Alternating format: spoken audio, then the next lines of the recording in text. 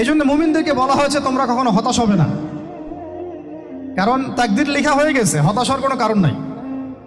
একটা প্রবণতা আমরা সমাজে দেখছি আত্মহত্যার।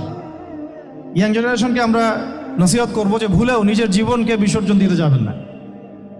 আল্লাহ রাব্বুল আলামিন আপনাদেরকে সৃষ্টি করেছেন তার ইবাদত করার জন্য এবং তার জমিনে তার দিনটাকে প্রতিষ্ঠা করার জন্য।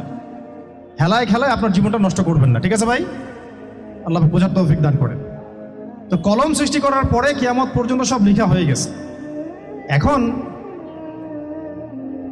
আমাদের এই পৃথিবীতে তো মানুষ ছিল না, ছিল? এদিকে মনোযোগ দেন।